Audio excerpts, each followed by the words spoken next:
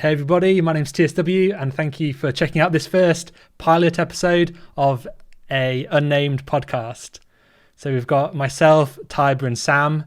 We can go through one at a time who we are and how we kind of like know each other. We all play in the same guild. It's Praxis on the Zandalar Tribe RP PvP server for Classic WoW. So let's go around the table. Let's start with Sam. Hi, who are you? How do we know you? And where you from? How old are you? Hi, my name is Sam.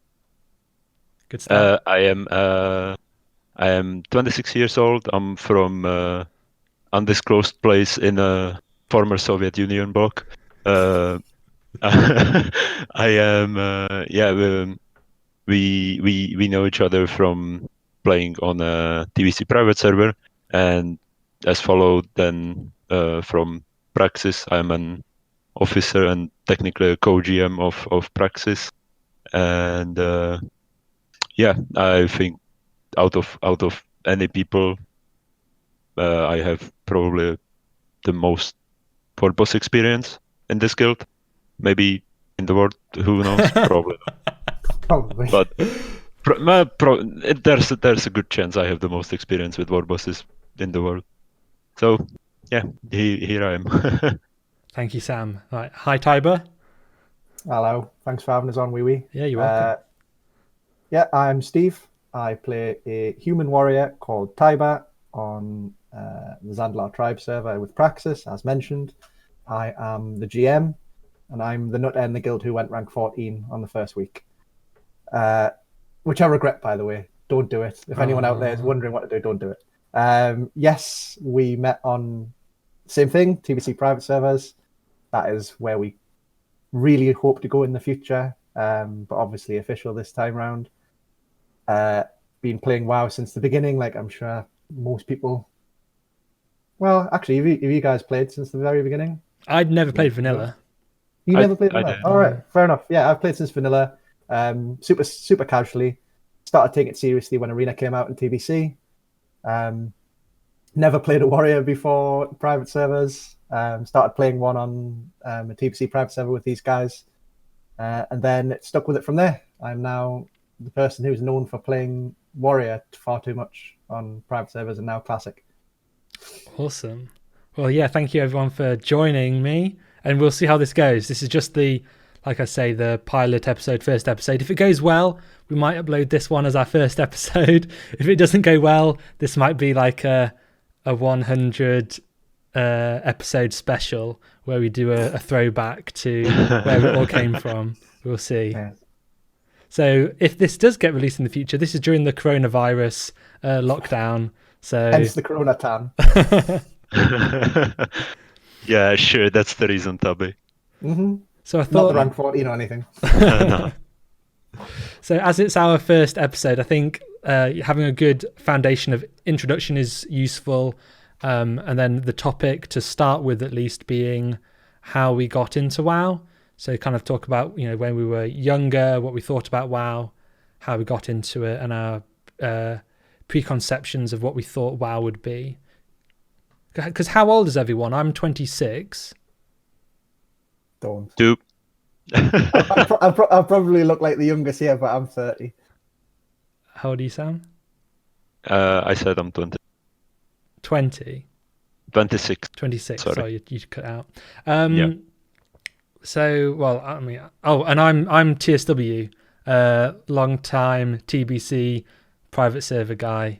Played with these guys on TBC private servers, and I didn't start Classic playing with these guys, but when you're playing in some rando guild, it's not very good, so I came with my tail between my legs back to this guild. Luckily, you could transfer at that time, so I just paid Blizzard a bit of money, and I've not regretted a second of it, so that's really A nice. lot of money, let's be honest. Any snakes in chat? Yeah. What, people who have left the guild and haven't come back? TSW, the prodigal son, coming back. Yep. Yeah. Okay, so I'll start, I suppose. I used to watch quite a bit of South Park, and there was a World of Warcraft episode that aired during Really? vanilla, but for whatever reason, I never saw the episode. I used to go onto a Is web. that actually what got you into the Yeah, game? yeah. There was a website I used to go on called spepisodes.com where you could just download a zip folder and it would contain the South Park episode that you downloaded. And there was like a forum on there, and I think I maybe was downloading them as they were released. So season 1, episode 1, and working my way through. Eventually, I got to the World of Warcraft episode, which is like, I don't know, season whatever, like a lot. It's quite deep in there from the start. And I saw the episode and, oh my God, like seeing all the crazy stuff that happens, I was like, I need to try this game. Like that's the best advert for a video game ever. Is just... Well, no, apparently that's really common. Like a lot of people apparently got into the game because of that episode, despite it being, not in a favorable light. Yeah. But you're the first person I've actually met who actually joined the game because of it. Like, yeah, I've totally. Like I think maybe not Blizzard have said it, but like a lot of people have said subscription numbers went up after that episode. But I've never met anyone who's actually. Oh, hello. Oh wow. Well, there you go. I'm sure that puts me in some sort of like personality trait as being some sort of complete nut job. Yeah, but how can you watch that episode and go, yeah, this is a great thing to do with my life? Like I was playing like what was I playing? Like I had an Xbox 360 and I didn't even have the online version of the 360. I had like the core version without like the hard drive and stuff. So I was basically just playing like Project Gotham Racing and like, I don't know, not much else. Like I wasn't playing any online game. It was my first online game I was playing. Like the closest thing I had to WoW as a reference point is Pokemon. So it was very different from any game I'd played previously. You hadn't even really played RPGs before WoW? No, not really. Like Pokemon was... All right, fair enough. I mean, do you know the RPG Shenmue? Yeah. I played a demo. On the original Xbox. I played a demo of that, and that's obviously an RPG. But I mean, like Pokemon is like the cornerstone that I was referencing. Like everything I learned about WoW was like, okay, how is that like Pokemon? Okay, so I'm playing a character. Okay, that's like my Pokemon. I've got some abilities. Okay, I've got more than 4. I can't handle it. If I die, I can't just send someone else in instead. It's just it's very different to Pokemon. Because talking about not playing Classic, I was fortunate enough to start playing Pokemon from the very first one, Red and Blue, yeah. And that was really cool. Like I'm glad that I was able to do that and to build on that until, whenever you stop playing Pokemon. But it's really annoying that I'm now still playing WoW, but I didn't start at the very start, which is why there's always been an appeal to play private servers. Not to mention it's also, I know we'll all agree, like the better version of the game anyway. So there's always a draw, but it's nice to be able to, like, could you imagine not being able to play Pokemon Red and Blue ever again once they progress into Gold and Silver and Diamond? I've never actually thought of it like that. So bad. Yeah, you're not wrong. I mean, yeah, it goes without saying that we all prefer the older versions of World of Warcraft. Yeah, I'm talking to my peers. Like, no one's going to disagree here. Yeah, Any retail players here? No? Okay. I mean, saying that, there's been a surprising number of people in WoW Classic who are retail players because of it being on a Blizzard platform who've never played private servers or even never played the original World of Warcraft or Burning Crusade or Wrath of the Lich King or whatever. They've all come from retail because it's been marketed to retail players, which I found really surprising. To me, I thought like 90% of people I'd be playing with would be like, oh, retail's rubbish. Let's... Otherwise, why are you playing Classic? Not to trash the game, it's a different game. Don't get me wrong, it's just not for me, and I've always disliked the game. I mean, even Wrath of the Lich King's a bit too far for me, I'm not going to lie. Like, even by that point, I thought it was going downhill. So, yeah, no, I find it interesting that you've actually not played the original game, but then decided to go back to it anyway because you've played so you started to try it out, I guess. Yeah, my first private server was Emerald Dream by the Phoenix guys. Yeah. I got to 60 and I got invited to Dream State because I was streaming at the time, and one of their guys saw my stream and was like, "Yo, let's get this guy in." But I was playing Warrior and they were all warriored up, surprisingly. I think it was also because I wanted to tank as well. So they said start level. So I got to 60, did a little bit of pre-raid stuff, but I was quickly told, level a healer. Started leveling a healer, got to level 35, and then I found out they had a Burning Crusade server, and I was like, see ya, because I'd started in Burning Crusade, and there were definitely bigger goals that I wanted to achieve in Burning Crusade, having a little bit of experience from retail versus like Vanilla's completely new. Like, I never really got into vanilla on private servers. I got maybe, like, what I always find funny is when you get like streamers and other people talking about, oh yeah, I was a serious private server guy. I had 2 level 60s on vanilla servers. Mate, I had like 4 60s, and I don't consider myself a vanilla player at all. Yeah. But I didn't do much, I didn't do any raiding really on them. Got to like rank 8 on one of them, and did a bit of Zul'Gurub Rub, but only like 2 bosses. Because I always went back to TBC. We've ended up. Like, it's really strange the fact that we end up in a hardcore classic guild when I don't think anyone in the guild, including us 3 here, have had any serious experience with like properly actually hardcore. We're hardcore TBC players. Don't get me wrong, and it does transfer some of the skills across, But hopefully in the future we can reach out to people we know and friends of friends and get some people in and like interview them and stuff, have them on the podcast, because that'd be really interesting. Oh, there's some crazy stories from back in vanilla, like if you took the game seriously, that I feel like I will always regret missing out on, and classic will never ever quite like live up to some of the, because no one had a clue how the game worked back then, and it just created some absolutely amazing stories that we will never ever get to experience, right? Because a lot of it is about how you play mechanically now versus how you like theory craft and try new things, whereas you don't really see people now trying different specs, trying different rotations, stacking different it's all set in stone already. Stats. It's always you're just funneling yourself into the ideal, whatever, 100 best pass or whatever it is you're aiming for, and everyone is so close to that peak already, whereas before you'd be miles away, and you know, you could be in like blue gear, and if you managed to figure out a load of the different questions and solutions, you could get really close to that peak, just because a lot of people were, you know, pressing slam and stuff because it's in your Fury page on your spell book. Like, you know what I mean? Or even the entire spec of Fury at all being completely neglected. Like, okay. People didn't value it at all. Like, and it's so funny if you go back, if you compare a raid setup of like back in the day of vanilla to, for example, Praxis's raid setup for our speedrun attempts now. Yeah, nowhere near. You go back to classic and you see like 2 brown guys, like you see 2 warriors. You see like the tiniest brown village of 2 brown class colors is tanks. And now you look at our raid setup and it's like 30 warriors and it's full on brown town, brown city. It's crazy. And also people were a lot more lenient on like specs back then. So you would have like 5 boomkins, 5 red tripalas in a raid, and no one would bat an eye because no one knew better. Yeah. I mean, there's still some of that today, to be fair, but not with Praxis, at least. I mean, people now know it's bad and just chose to ignore it.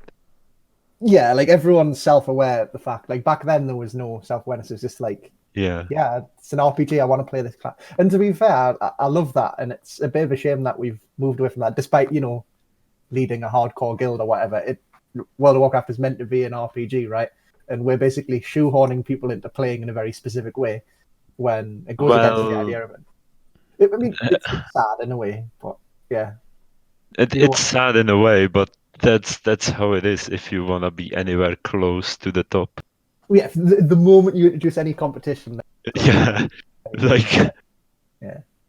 You can get those 20 people playing various classes and just say, okay, you're a warrior now. Enjoy. Yeah. Like the meme from that Tom Hanks film. Like I'm the warrior now, you're the warrior now. Oh, right, yeah. Or Oprah, you get a warrior and you get a warrior. Yeah. It's interesting. One of the things that was always repelled me away from like classic or like vanilla private servers was this exact shoehorning that you have like 3 classes that are good throughout the entire expansion, and nothing else is good. It's similar, but nothing else can compare it, really. If you enjoy playing it, it's fine. But you Yeah, could, but then like, then for you also have to TBC, live. you want a very specific setup. So you're shoehorned into, say you're a resto druid, you've already got a resto druid or two in the guild, you'll be shoehorned into playing Moonkin. So you might be playing the class you want, but you're not playing the spec you want if you want to fulfill that spot that's open. But at least you're playing the class, whereas you wouldn't necessarily be now. I suppose for me it was just mainly because I knew it's suboptimal, so I couldn't get my head around it. Like, if it's suboptimal, why do people play it? It was just well, it comes down to why people play the game. Do you play the game for fun? Do you expect to even reach level 60? Are you playing with some friends? I suppose. Gonna do like dead mines and then that's it. I mean, like back in the day, I didn't even reach 60 in vanilla. Like, I was the permanent. Oh, I want to level a new character and never made it past level 50. I used to play with some school friends, and they would.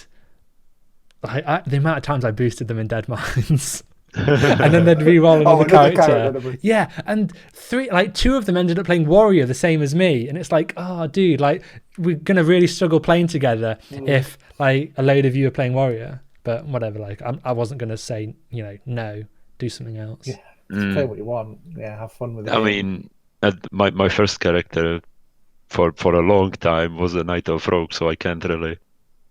Shame. Yeah, my very first character was made on my cousin's account. He was a student at uni at the time, and he was a mage, and he was raiding Molten Core and all that back in the day on Frostmain EU. Yeah, super serious gamer. Was more Jim. He was a good gamer. And I was round there, and he said, "Oh yeah, look at this game we've got now." Because I'd played MMOs before. It wasn't my first MMO, admittedly, and so I got the general gist of it. Never played Warcraft before anything, but he says, "Oh look, there's a new MMO out that I've been playing." I said, "All right, I'll give it a go."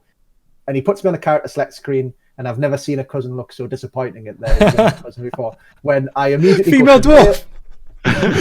No, that would have been much better. I went straight to elves are cool, male elf rogue, and my cousin just looked at me and just sort of went. I was an edgy, Christ, I must have been about 12, maybe. Your cousin was like, "Oh, this kid has no future."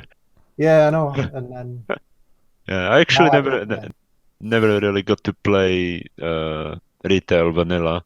I played a private server when retail vanilla was going, but I was one of them. So I was. You played private servers for the love of.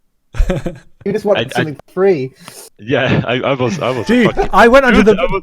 Dude, I went to the Pirate Bay when I tried to play WoW for the first time, not going to lie. Really? Yeah. Oh. And then I bought a copy off eBay because I was like, whatever, just buy it. And then I probably wouldn't have nowadays, knowing there's like a CD key and all that stuff that you could have, not received. But I mean, at that time, it was like the internet connection was just about getting to here. So like it was like I already had to pay for internet connection, right? I'm not paying for the game. Fuck that. I mean, yeah, I can see that. So you had to download the entire game to play it on a private server because you didn't have a legit retail disc? No, I didn't actually. I was trying to get into WoW like half a year before I actually got into it, but I got told that I need internet connection for it, and I was like, "Oh fuck, I don't have that." Bad. And like half a year after that, I actually had internet connection, and one of my friends got a DVD of it, burned out, of course, and he lent me it. He lent it to some other friends and started playing private servers with them, but they like loved playing fun servers and whatnot, like ×5, and I was like, nah, that's not the real. All the servers back then were fun servers. I mean, not all of them, but yeah, I was like, nah, I'm not playing this. I'm not getting the real experience. So I went to a one-time server, started playing there, and which server by any chance? Oh, you won't know. It was called Angloman, and it's was a 1.12 server, and I ended up. Back when vanilla was like still going, right? Yes, when vanilla was still going, and I ended up being the first character that had full tier 1 for whatever that means. Really? And yeah. Loot master, ladies and gentlemen. No, Yeah, I wasn't. I was. how is everyone so good at the game when they first start? I was like a pleb for about a It was good 4 horrible. years of playing. Like, dude, we had like I remember this thing to remember this situation. Like we had a mage blade drop, yeah, and everyone was like, "Oh, that's shit." And those Compared those to mages, what? no, two hand Yeah, two hand weapons. yeah, So you've got to have a big stick. yeah, so they were like, "Oh, that's shit," and Hunter's like, "I'm gonna take it for arcane shot," and they're like, "Yeah." So Different yeah, time. dude, it was horrible. And yeah, all I actually managed to progress was like a full MC, got to try out BWL, and that's basically where the server ended. And I then on went to actually enjoy the real experience and play. It was just when TBC was releasing, so I bought TBC and I started playing TBC. How many And guilds were You played raiding a bit. on that private server? it was like I think like 3 or 4 of them, That's like pretty two and good. two for each faction. It's not bad. Dude, I went fucking ham on Stam. I was like, if I have Stam, if I live, Are you nothing can kill me. tanking? No, I was a rogue. I think I ended up having like 4.1k HP without buffs. Nice. Ooh, I was that's like, actually quite a lot, to be fair. nothing can kill me, mate. I was enchanting shit with Stam, and oh man. But if you're spending 90% of MC in fire, that's the stat you want to be prioritizing. Yeah, exactly. It's true. We've got our 4 healers here. Like, let's go into MC. Mm-hmm. Mm. And then in TBC it was a whole different story. I guess I can tell the story when I lost my Warcraft sometime later. Oh, I didn't know this. What, you lost I the didn't character or they were ninja looted or what? No, it was due to a loot system. I got basically Loot drama, overrated. everyone's favorite. I didn't make much fuss about it. I just quit the game like 3 months after. Sent him a load of death threats, sent a bomb to his house, nothing big. Nah. Stole his It- character. Yeah. I guess I can tell the story right now. Yeah, go since I for already- it. Well, did you halfway play? Was through it? Was this official TBC? Yeah. Yes, it was official Mm. TBC. I went to like 4 guilds, each one of them progressing the respective tier. Like I was in a no-name guild that couldn't get a raid going. Then Which I went server? into was Dragful. It was proclaimed to be like Czech server, so most of the Czech Looking people way were away there. from now. Sam, Yeah, I know. I thought twice about it. Yeah, it was like a mostly populated Czech server. So a lot of the Czech people, like when they were deciding on what server they will go on, they went there. Later on, I realized it was a massive mistake, but because most of the Czech players are just horrible. Not So you, obviously. I mean, I'm the best. Aw. Best Czech I- player, yeah, says a lot. Kek W. I was in a guild that raided Karazhan. We took a few people from that guild, went into a guild that was killing tier 5 content, and then we actually ended up in a guild called Impix, and we were raiding tier 6. I got into the guild when they were progressing Archimond. Just before Black Temple was released, I got to kill Archimond with them for the first time, and was raiding with them ever since. And they were using EPGP for a loot system or loot distribution. Oh, no. I mean, every second guild was doing that. So at that Yeah. time, no one really knew better. People are still doing it now in Classic. Oh yeah. Yeah, carry on. And there was this guy in the guild, a warrior that was there for like 2 years longer than me, and he would be the prior for Warglaze if they were to drop. After I would say like half a year of raiding, not missing a single raid, I actually got to be ahead of him with in terms of EPGP. It was somewhere around like 21k of EPGP, and I'm sure that's a lot. I have no idea. that's a lot. Like he accumulated it over 2 years. I accumulated it over like a half a year of not missing a raid, because back then raiding was still a little bit more lenient. so people didn't really care It's about sort like of when you 100. were wanted, right? Like whenever you were online, you just went. Yeah, basically. So it wasn't like, oh yeah, 100% attendance and whatnot. So uh, and this one day we were farming, was about to be our second Illidan kill, and we were going through Black Temple, and at that day I couldn't, like, WoW still had massive issues with like the paying stuff. It was on WoW's end and not on my bank's end that I couldn't pay my subscription. And once you do it 3 times a day and fail, it will lock you out for the day, and you are not able to pay it anymore until the next day. So I ended up being locked out during a raid day, and Oh no! I Did drop, didn't it? no. I had to go and go kick on Essence, the boss where cast the Reliquary of Souls. Reliquary Yeah. Souls. So I had to borrow my friend's account, go there with his rogue. Naughty. Yeah, I know. Sam. I know. I had to go there on. I mean, it's fucking 14 years old. If they wanna ban me for it, fucking have at it. Yeah, ban Blizzard. Ban his classic as well. I went there on my friend's blue gear rogue just to kick the stuff, and then I wasn't taken for anything else, or not even like sat on a bench because I wouldn't be useful for anything. And we ended up killing Council for the second time, I think, which was like a higher amount of DKP, which was like a affirmation kill. And yeah, then they progressed with the raid. Warglaves didn't drop. The next week we go into BT and kill Illidan, and the Warglaves drop, and I look, and the 50 DKP we were getting from the council was the DKP I was missing to be first on Warglaves. No, that's... And it was a offhanded drop. So Oh, the warrior, right, that's fine then. It's only offhand.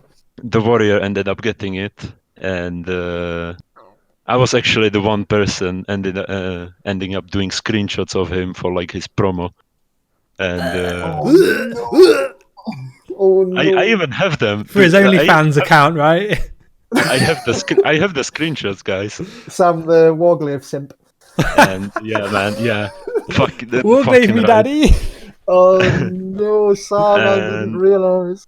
Yeah. So and the rule was that if you get one, you get a second one if it drops. Well, I was going to So ask that actually. With these loot systems, which I obviously like take the mick out of all the time, do they like they have to do some amount of loot counseling, right? Because it would be a travesty. Yeah. You have to say if you've got one glaive, you get the other one, because that would just be there was stupid not to. There was like you would basically get into like a group of people that are like within a certain radius of DKP to each or EPGP of each other, and then like you would either roll and the officers would decide who the loot goes to, or there would be like a straight up winner that has like a lot more EPGP than anyone else, and then he would get it. So yeah, and then we go BT a week afterwards, and a main hand dropped. Oh no! And no Warglaves dropped ever since. We were even like 20 more weeks at least of Illidan, and like boosting people for tier 6 chests. We were boosting people with ZG, and never ever seen it. Oh, that's grim. Was the warrior at least playing for the duration of TBC? Oh well, yes, he was, but there was one other warrior that we recruited afterwards that was more damage. He was wiping his ass with him, and he had no Warglaves. And then the warrior with Warglaves started complaining he was not lucky for loot. That's yeah. Sorry, Sam. I had no idea. That's awful. Oh yeah, man. We need a minute silence. I do, actually. We need an NHS applause. Yeah. Oh. And then like we were not by any stretch of imagination the best guild on their server, but we were decent, and I mean, not that many people can claim they got like Black Temple cleared like at the time at which where it was, you know, actual progression content. Like, still, like, it's an achievement. I know that the game got made significantly easier with later patches before even new content came out, but still, to say that you've cleared Illidan multiple times, especially if you did it before 2.3 or whenever. Yeah, we managed to get, I think when someone was out, we managed to kill Felmist before the nerf. And that was a lot of struggle. Like, Kalagos, I think, killed like 50% of all the guilds on the server. Because just Kalagos wasn't a hard boss. It's just like general. It was mostly Muru. I thought Muru was the guild slayer. Czech people are not that good in the game, so we were progressing Kalagos for 7 days a week for the entire summer break, and at the end of the summer break we managed to kill it. Then like 2 weeks for Brutalus, 2 weeks for Felmist, and then 3.0 patch dropped, and everything was just a rinse. And I quit the game then to go to high school. Okay. So you were really high school. High school, yeah. I mean, I'm the only boomer here apparently, which man, you wouldn't think, but yeah. Where's your walkie stick? Actually, I'll get Cara to bring me it up. Yeah. I was going to say something. Oh well. TBC. Rating. Age. Youth. No, whatever. We can see if I remember it later. Maybe I need the walking stick. Yeah, but do you guys have you played retail TBC or retail vanilla? Any particular memories from that? I did Karazhan and Gruul in TBC. Did nothing but arena. I lived in Battleground. One of those. People get really surprised when I say I didn't kill Kel'Thas or Lady Vash in TBC. Considering if you Google bloody TBC videos now, your mug comes up. And so for your videos to learn how to do these fights, and you didn't even clear it back in the day. No. I was in like a Kara guild for so long. Like, I didn't even know that you could leave a guild, really. Like, okay. I was in... that changed things, huh? It makes it a lot harder to try raiding without being able to leave a guild. I remember... You got a taste for leaving guilds after that, yeah? Okay, starting from the beginning, my first character was a hunter because Hunter was the only reference... Well, it wasn't the only reference, but was a reference heavily made in the South Park episode. Oh, right. Because Stan's dad played a hunter, Forlorn, or whatever his name is. Yeah, All even though he's playing a warrior. The character is a level 1 warrior, but he says he's a hunter. So dumb me thinks hunter, class hunter, therefore I play hunter. I play Night Elf hunter because cool male, guy. Obviously. Male, yeah, of course. Yeah, Chad, yeah. Mm-hmm. It wasn't much later until you're into female Night Elves, KEKW, #puberty. No, I'm joking. Yeah, got to grow up a little bit before then, yeah. I remember talent tree. I didn't know where to put my talents, so I did one there, next spec, one there, next spec, one there. So I had one. So I had eventually my talents were 3-3-3 effectively. The true hybrid. Exactly. Actually, funny story about that with trees. For my first 3 characters, so I made this rogue on my cousin's account when I played there for the week when I was staying there. I then got my own account when I went home, obviously. And made a dwarf warrior because that was cool. Yeah. And then I made a gnome warlock. And in all 3, I only put points in the first talent tree because I thought it was the only one that existed. That's cool. So I ended up being an affliction warlock, inadvertently picking what would later be known as the best spec because it was the first one on the list. And when I brought the talent tree, I didn't know demonology or destruction even existed. So the fact that you knew the other trees existed already put you with me. Like, all my points just went into affliction randomly. So, but that's better though, probably. It is better, but that was by complete fluke. I just didn't know the other ones existed.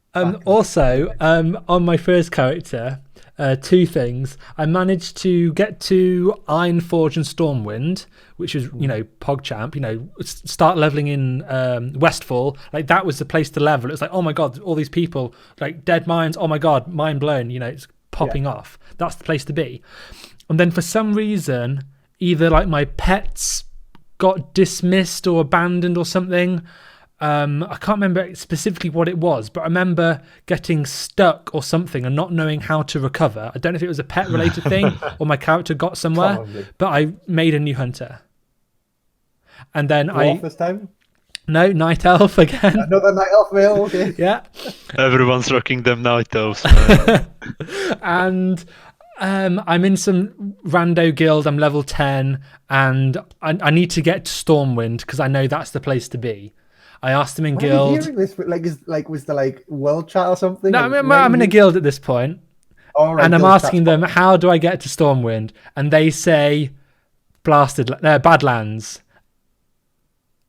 So I'm level 10, going through Badlands, dying, rezzing, rezzing, yeah. And oh my god, that was so bad. At that point, probably no one even knew about the. Well, I did the tram the first time. I got to Ironforge and trammed the first time, but the second time in guild chat when I was asking, they just said, walk through Badlands, and I was level 10. No. I'm like, well, these guys know more than I do about the game. Let's go. And then I don't know if it's the same guy, but he also said that warriors were good. So when I got bored of dying, I made a warrior. And found the game 10 times more difficult. Dude, mana, mana confused me, not greatly, but I never drank water. I just saved it. And even now, I don't use scrolls. I save it. If I'm doing like a named mob or something, or if I wipe on a mob, which doesn't really happen. But then you use a scroll or something. Like I just stacked all this stuff up. Order.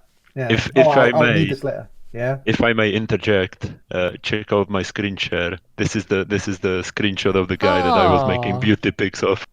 Oh no! Why is he taking it with a spider? Like, what's that all about? It's the only mob he can kill. Yeah. I can't believe you were the one who had to take pics. Sam, this is so you. You're far too nice. This is like you all over. Yeah. Oh. Oh, it's really nice that we can screen share doing this as well. I should maybe have scenes for each of us being full screen, so I could have just you. That'd be cool. I think you just need to make like a highlighted overlay where you have one big window. Yeah, I can do all that later. Shared screen that we can all put stuff to or something, maybe. Yeah, I mean, I can give you the picture afterwards, and you can post it if that's something you would like to do.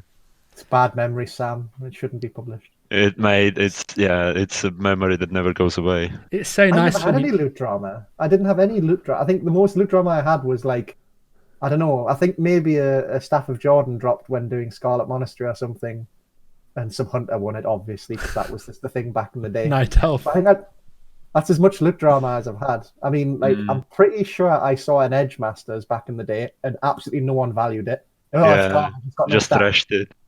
And if you look now, it's like worth 3,000 to 5,000 gold on most EU servers on Classic, which is one of the most expensive things on the server. I wasn't really making a drama out of it. It was just yes, that's you. You'll never make a drama out of it. Yeah, I was fucking disappointed, and I think I quit the game when I was when we progressed Caligos for 2 months straight, 7 days a week, and then one day. You played every day of the week? We raided every day of the week. That was unheard of back then, and you said you weren't a serious guild? What the hell? Yeah, I mean, we ended up being number 2 on the server, but it was not even number 1. Those are rookie numbers. 8 days a week. Let's go. Raid twice on Saturday. Number 1 guild was miles ahead. It was guild called Black Division, and they were top 50 always. So was not comparable at all. Were they raiding as much? Oh yeah, they were like the one and only serious guild that like Czech community had, and like every good player would just cater towards it every time they would like try to go hardcore. Yeah, it's hard being the number 2. Flipped in Classic though, right? Like if you as a guild say, oh yeah, we raid several days a week in Classic, you think that's not a sign of you being good. It's a sign of probably not being very good, and you take too long. Now the best guilds advertise the shortest time spent raiding, which is it's strange compared to like back in the day a hardcore guild would be at least 5 days a week in TBC or whatever, and now a hardcore guild in Classic says we don't want to be here for more than an hour. It's the complete opposite, right? Yeah. So yeah, we were raiding every day of the week, two months in a row, and then one time they wanted another Shadow Priest. They replaced me and killed Kalagos, and I was like, okay, I'm this close to quitting the game. Takes a lot to And- make you mad as well. Yeah, and then 2 weeks progress of Brutalus. Another mage came online. They replaced me. They killed it. What? And then I was like, I wasn't even like going for the Felmist progress. I was like, yeah, I'm done with TBC. Oh, it feels You had good. first TBC experience. What? Dude, yeah, it wasn't I had nice, no but idea. You never told me this before. yeah, but not many people got to experience Sunwell in like No. retail, so I'm glad I have that experience.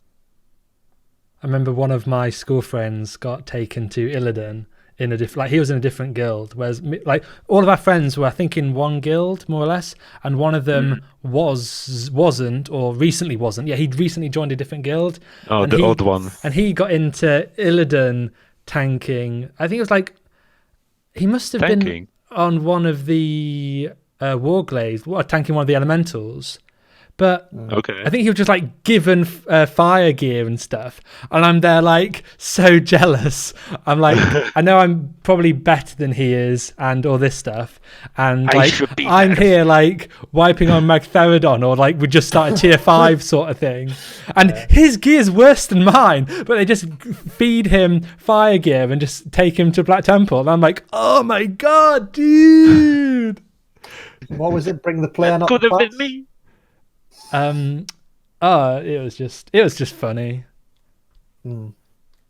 Like our first 25 mans were just not good, but I eventually killed my Theodon, did some tier 5, and then before you know it, it's Wrath of the Lich King patch, and then we're like pugging Black Temple and stuff. Yeah. I went to one of my Right on. friends' house to like LAN it up, and his internet goes down when we're on Reliquary of Souls, and it's like, oh my god, no. dude, you're blue balling me so hard. I'm like so pissed, but I can't really like, me getting mad at my friend isn't going to solve anything. But Yeah. it's like, It's not his it's fault so annoying, and I'm playing on this laptop. Hold up, this laptop, like 1 gig of RAM. Like flipping, I don't know what. Is that what you played TBC on? Yeah, Like, it had a keyboard back then. But it's but yeah, it was so bad that in raids the screen would just go black for 5 seconds at a time. Like you charge a boss and the screen would go black for 10 seconds, and I'd just be like spamming my buttons, and then it would come back and I could see what I was doing, and it was like 4 FPS. Oh yeah. Good times. The usual. Good times. Ironforge was a no-go zone for me back in TBC. Like, yeah, I got a new computer in TBC, and even that struggled with like Shatwrath and stuff. But yeah, like in vanilla classic, just Ironforge was just running around looking at the floor, just not go there at all. Oh, the famous lag forge. Yeah, but were you guys on like broadband by that point? Like I was still on dial-up for like the Yes. longest time. I was on Tremendous. ADSL pretty quickly actually, so I had Alright. little to no internet issues, but like we still have a Illidan video on our YouTube, and it's like Cool. the guy that was tanking Illidan was getting constant disconnects like every 10 seconds. So he wouldn't even like block a shear from Illidan. Just It's stand in amazing what he got away with the back then. fire. The Flame like crash. sort of the bar for like game quality back then was in terms of like what was suitable a level Very of low. performance It to was play. very low. Yeah, like if we drop below 144 FPS now, and like you just see the slightest micro step, it's like, oh, I can't. This is unplayable. This is literally unplayable. Whereas back then it would be like, right, I'll just turn away from the raid, look at the floor, and just press bars to heal at 5 FPS. Different, completely different. Yeah, I mean the game, you can tell like classic, at least vanilla, is designed around having very low FPS. So like the boss fights, there's not much happening. Every 30 seconds or so, if your connection is online at that point, you can just do something. If not, you might not die. It's just like no biggie. Like you could multi-box quite easily during the raids because they're not so intensive. Yeah, but how is TBC going to go now that it's like, let's be honest, it's basically announced, right? Like TBC's coming. I've not committed to TBC yet. When I see a blue post, I'll be popping the cork. But until then, I'm already. It is basically. They like money. Blizzard likes money, and TBC will print them money. They're going to do it. But the thing I don't understand is, like, for Classic, it's a case of, okay, old vanilla content, right? It's super easy. It was designed, as you say, around potato computers with potato connections, with batching and whatever, and you can still clear the content, right? The good thing about Classic is that it's the design of like the world bosses and world buffs and stuff is that it's made for speed running, right? You can speed run old content and you can make it competitive. I don't see TBC content being really speedrun. Obviously, people are going to compete for who can clear stuff the fastest, but it's not really like a speedrun like it is in Classic. No, it's the raids take a lot longer. Like exactly. I think you can cut down each respective raid to like 50-40 minutes maybe when you are like extremely rushing it, but it's gonna be hard. I think it's like usually it was measured, at least on private servers, on what you can do in a raid's worth of time, what you can clear. Well, it's worth mentioning as well though that like a lot of the private servers that we play on, like the ones that we met on, for example, overtuned content to try and compensate for it being the latest patch, 2.4, and also just because people are better now. And it was fun. It honestly was really fun. It is fun. It actually was difficult. It is worth saying that the number one thing wasn't speed when we were clearing tier 5 and tier 6 for the first time on, say, Netherwing. It was the content itself was actually difficult, and there was a good risk of just not being able to clear on a night raid time. I think only private servers can afford to do this though, because it caters to such a small margin of the player base. But what's going to happen though? Like, if there's not really a speedrunning thing, and content is not overtuned to deal with this, there's gonna be a speedrunning because it's a solved issue. So you will. People are always going to try and go faster. I get that. Yeah, it's. It's going to be weird. TBC's not been speedrun before properly. On any private server. No. Like people would like roughly say, "Oh yeah, we clearing or whatever," and people would like use that to advertise for their guild or what have you. But there's not like an organized Warcraft log speed ranking for TBC that I know of or anything like that. Personal passes, obviously, but never really was either. Like passes were the like only measure of competition really. And yeah, as I said before, like what can you clear in a raid day's worth of hours? That's somewhat like the only speed measurement that was going on at that point. But the thing with TBC is as well, there's so much like backlog of content you need to do before you can get into tier 5, before you can get into tier 6. So you can streamline it. Yeah. But there's still more work to do. You can't just ding 60, pick a thing up in Blackrock Depths and go MC and do like some rep stuff for the achievements are significant. They are. It's going to be way more about progress and who gets it first. Like Classic is about that as well, but speedrunning is kind of like the buffer. Like if you're a good guild but a slow guild, you can still make a name for yourself. But people put more weight now on speedrunning in Classic than they do progress. Generally, I think. Whereas TBC, it'll mostly be about progress, and then its side will be speed. But I think that's why people are going to be disappointed, though, right? Because people are expecting a bit more of a harder progress time. And whilst there is like achievements and stuff basically bottlenecking people, we're not going to give much away. Like this isn't going to surprise people, but with tier 5 being out at launch, assuming it is, maybe they'll do it differently. Maybe hashtag some changes.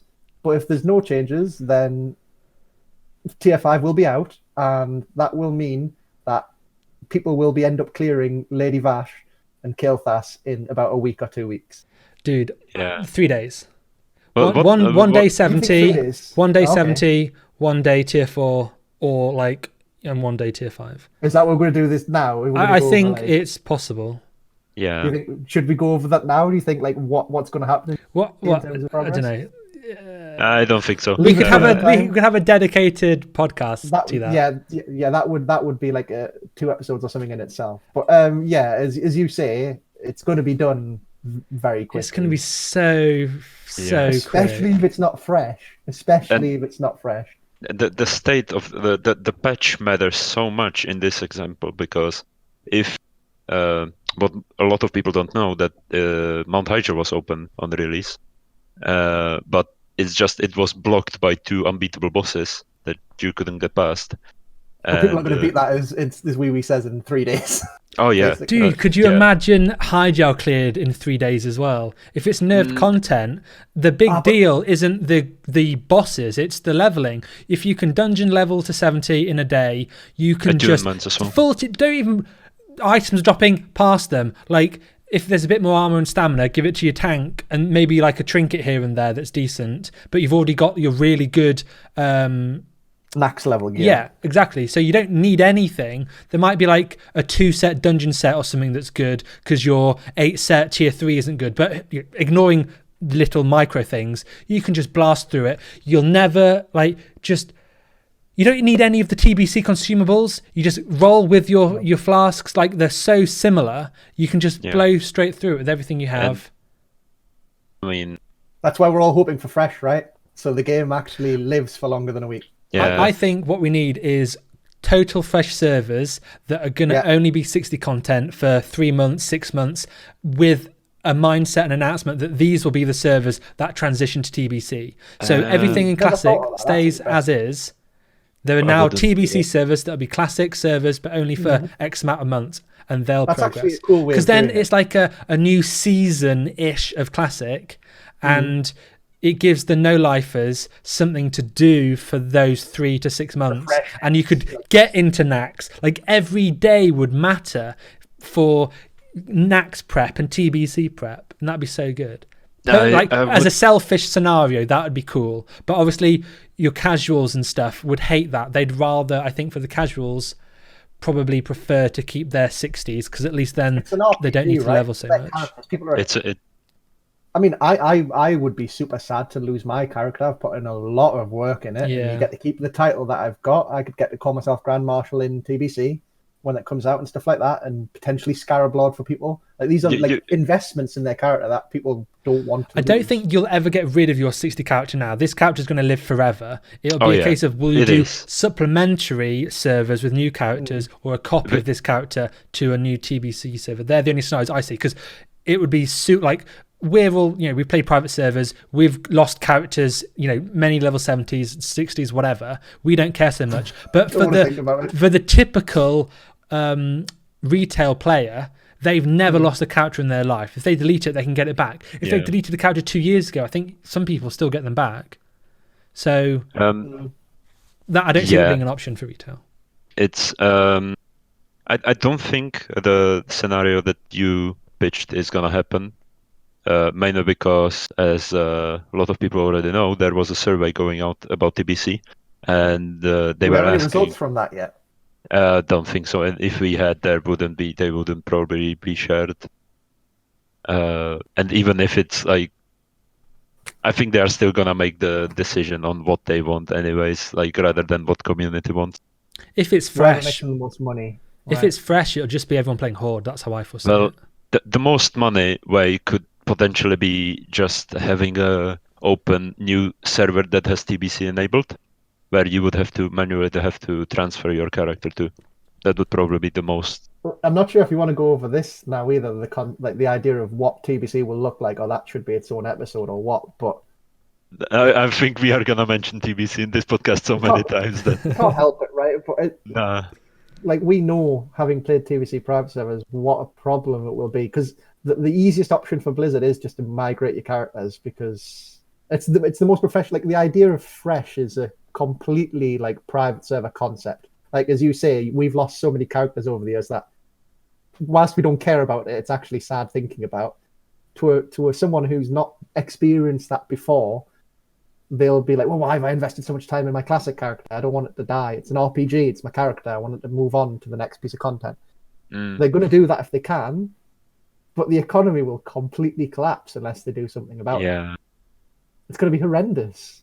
again, this is again an episode in itself, but whatever they do for TBC, if they allow people to prepare for it, people will break the game. People like us, right? Even if they We do it, like to break the game. We'll break the game. if they It's do just it this- pre-nerf, like your Nax geared, let's say we do Nax farming for 6 months before TBC. Like your characters are so strong. We've all got 10, 20 flasks ready for TBC. We've got all the consumer mana potions. Like, don't even need mage water. We just chug mana potions. Like all you do is farm. Potions on cooldown from 60 to 70, basically. Yeah. Yeah, well, you would. Like, oh, we got buff cap. Oh, like, because we're leveling. We've got world buffs for the first few hours. It's gonna be all of that. It'll be have organized world buffs as a guild. We can say, right, 2 hours of leveling up. We're gonna quickly half the Stormwind and get portaled back to. Someone's gonna run and get a portal to Shatrath made already, and everyone's got a mage because Maradon boosties. I'm here on my warrior. I've got maybe I've leveled a second mage, so I've got 1 warrior and 2 mages in my party. Just give me a healer, like Sam. You can join me as a healer, and maybe we take Tiber. And then all of a sudden, that's 6 characters, but whatever, maths, ignore it. You just arcane explosion through the dungeon, and we just walk through, get levels reset, do it over and over again. There's so much you can do, and as I say, we could spend an hour going over the sort of things that we will be preparing. And if there's TBC, if there's TBC PTR as well, which there probably will be, there will be gonna mess with the game a fair bit. Mm-hmm. And there'll be pyramid schemes of leveling. We'll have as a hardcore guild, we'll have the sort of newer members to the guild tag boost us from 60 to 62, and tag boost some other tag boosters who then tag boost us. It'll act like a pyramid going to the top. Yeah, that's the best way.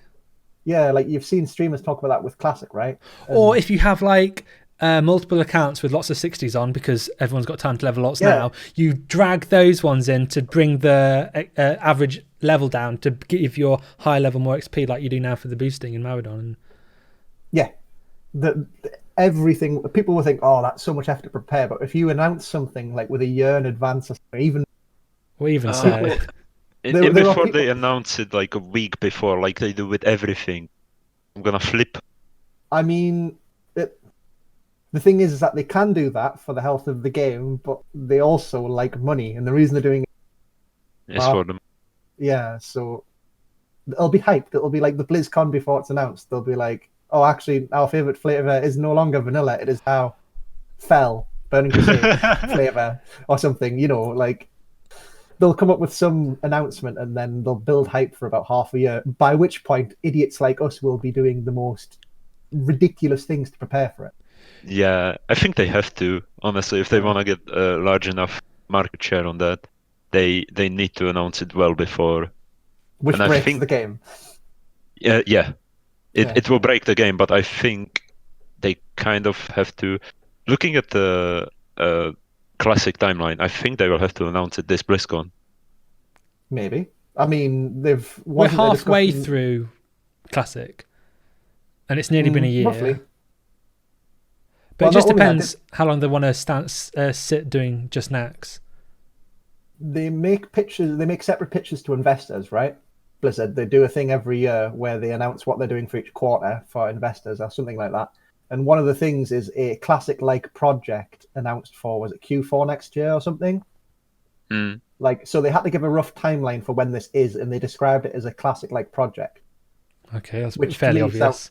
It sounds like TBC. I mean, maybe I'm wrong with that. I haven't got the figures up with me, but they made some sort of pitch that stated a Classic-like project for a particular quarter, and it's not that far in the future. And to be fair, with this survey coming out, it's going to happen, right?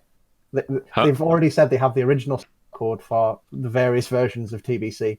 It's just a case of changing the database structure so that they can fit it like that one savior of Classic. What was he called? Our Messiah, who spent 2 weeks by himself, basically shoehorning Classic into the modern WoW infrastructure and making Classic work. It was one dude doing 2 weeks worth of work, and now it prints the money. The dev. Money machine goes, brrr. Yeah, the dev. Don't know his name, but yeah. Yeah, that one guy made Classic work, and that was reverse engineering, essentially. With TBC, they have the source code. It's even easier. I would really hope for patch for progression, just so it has some.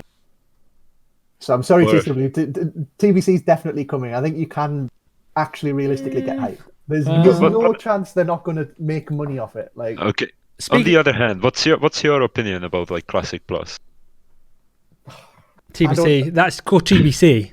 Yeah, it's called TBC. I just saw Steve flinch. I mean, I don't want to flame the company that I pay two subs for and spend a lot of my living time during this bloody Corona outbreak playing, but I do not trust Blizzard to handle Classic. Yeah, 2020 Blizzard isn't. Yeah, So. And that means no. Well, no, it does mean offense because they're a garbage company, but you know, I really, really do trust them in their modern era to handle. They kind of got Classic, but every time they try to intervene in some way, like with what's it called, phasing or layering, with their BG changes that weren't. Yeah. Whenever they make you know changes, this better than anyone. So like whenever Blizzard intervenes with Classic, it's normally annoys a lot of people, and I don't mean like the hashtag no changes crowd. Like I'm on about like reasonable players just get annoyed with some of Blizzard's changes. It is a concern when the company making the game they don't make the right decisions. Yeah, I mean, like it seems really weird. Obviously, they've got their own reasons, but still. I think it's straight up not listening to your community.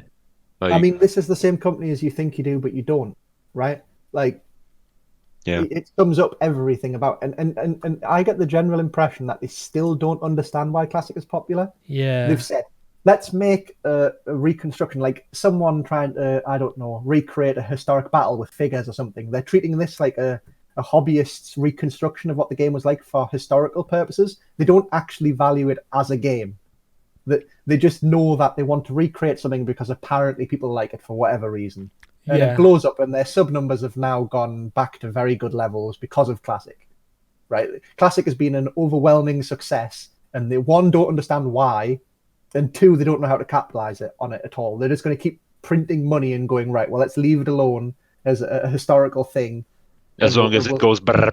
Yeah, as long as it keeps printing money, then we're fine. But I am not convinced that any of the devs are really emotionally invested in it. And saying that, before announcement, they sounded like they were super into the idea and they were talking to people. And I kind of go, well, maybe they do kind of get it. So, I don't think they do. And then, like, communication is one of the things that they stressed. And then we have 6 months of radio silence with nothing. Yeah. Yeah, it's like, strange. Guys, it's the biggest relaunch of any game in the world. Do you not want to, like, put an advert on TV or anything? I don't know. It feels like if they made Classic Plus, it would just be, how can Shadowlands look Classic? Well, yeah, I mean, I think that it's a reluctancy to say that their old game is better than their new game. That's also why the subscription is the same for both. Oh, look at us. We're so generous. One subscription does both. When they're looking at it as it's a World of Warcraft subscription. Investors, here's Shadowlands. We've got all these subscribers ready. It's like, no, they're Classic players. There'll be an internal pressure as well, right? Like there'll be, even between dev teams. I mean, Valve have talked about this with their management structure, right? Where you have a set of devs working on one project and a certain devs working on other projects, and you have to determine where you allocate resources. And there's a little bit of animosity if they're pulling in different directions. If you've got Shadowlands devs and you've got, well, the one classic, yeah, like I was going to say Classic devs, but really no. But for Classic Plus, you would have to have that, right? And as you say, it's almost embarrassing for them in a way to admit to investors and to admit to the public that essentially their success in World of Warcraft at the moment is down to Classic. It's certainly not. They have to, though. It's a steaming pile of shit. I'm sorry, but it really is. And the fact that we have people in our guild talking about, I play retail, it's like, to me, I'm surprised. It's completely far-fetched, because if you play Classic and you're invested in it, like all of our guild members are, because we're a bunch of nutters, surely you can see what's wrong with modern WoW. And I would like to just, I did say originally that it's just a different game, and I'll leave it at that, but I'm just going to go on a rant. It's not just a different game, it's just garbage. It's objectively worse. The game of World of Warcraft has got steadily worse since Wrath of the Lich King, arguably during Wrath of the Lich King. And the fact that we've been calling for years that Classic would be a success, and now it is, is a massive indication for everyone out there played private servers and wants to play.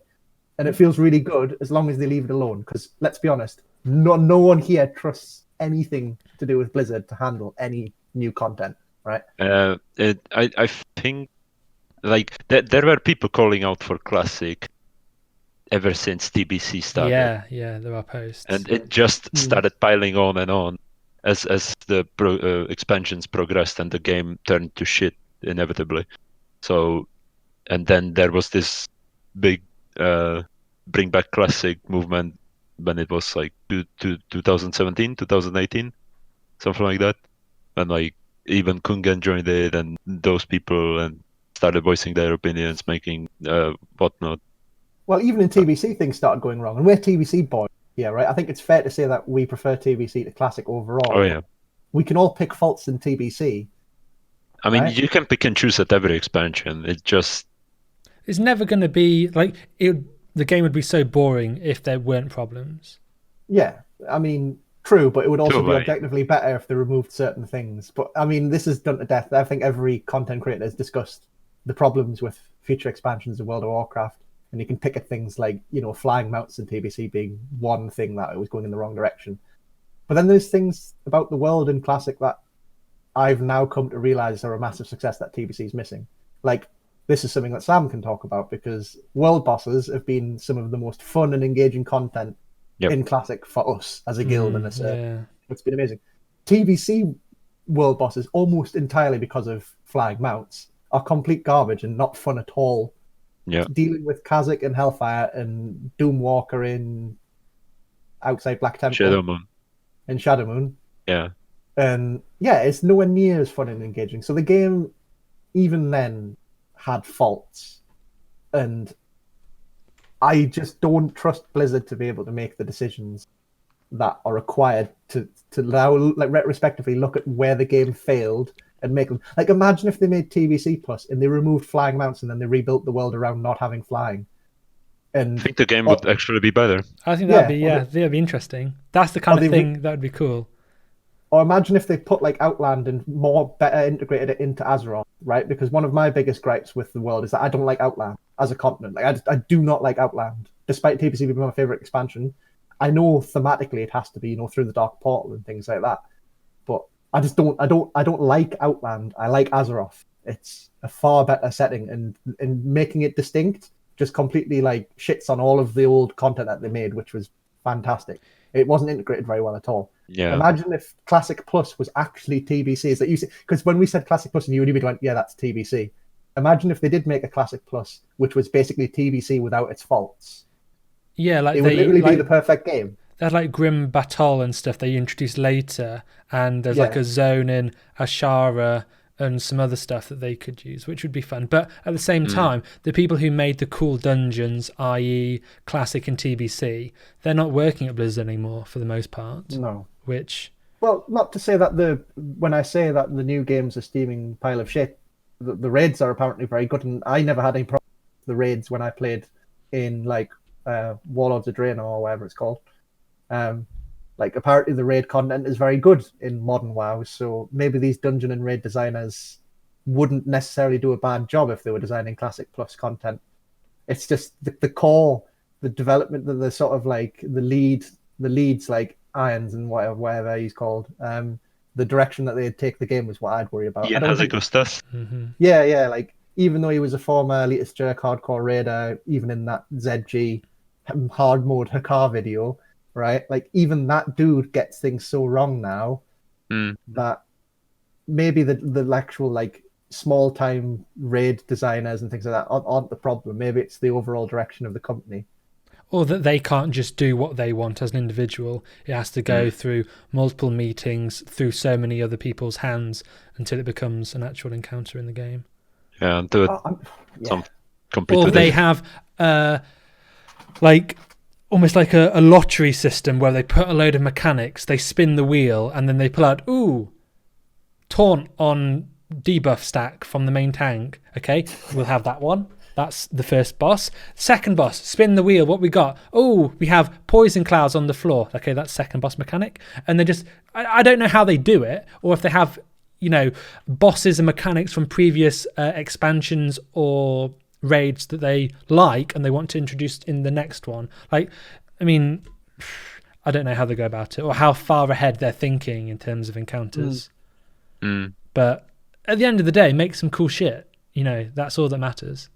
Well, like modern WoW, my biggest worry is that if they make any new content, it would be subject to the same processes that decide what content they make for new WoW, right? Where it all goes through almost like it's all been metricized. Everything's a metric, and it's a case of they analyze the player retention after taking part in various pieces of the content or what have you. And I'd be scared that they sanitize the whole thing so much that it ends up becoming this really, really boring, user retention friendly piece of content, not the sort of evil stuff that they used to make that would kill guilds and make them quit the game. Yeah, like for Candy example, Crush Saga, yeah, like garrisons, right? Like they decided that the modern thing that was the target audience they were getting, the boomer dads and the gamer dads when they were coming home from work, they liked their mobile clicker games, their Farmville clickers or whatever, and they decided to put that in the game because it was like what's the word? It was like a surveyed thing. Like the content they put in the game goes through a survey of like, oh, what would you like modern player that we're trying to get a hold of? And rather than thinking about what suits our game like they used to. Good points. Oh, yeah. I'm not going to rant anymore. I'll shut up. Yeah, modern WoW, Steam shit. I love TBC. Bring it out, Blizzard. Thank you. I'll leave it at that. Patch progression, please. Pre-nerf, patch please. Progression would be nice. Pre-nerf, patch progression, yeah. Yes. But it's a lot of work. Like, and that means we have weapon skill until Zul'Aman. I'm fine with that. I'm fine as long as it comes with the other stuff of having patch progression. Yeah, like they have the patches, they have the data, they have the source code for it. They can just do it. Oh well, I mean, I hope so. That'd be nice.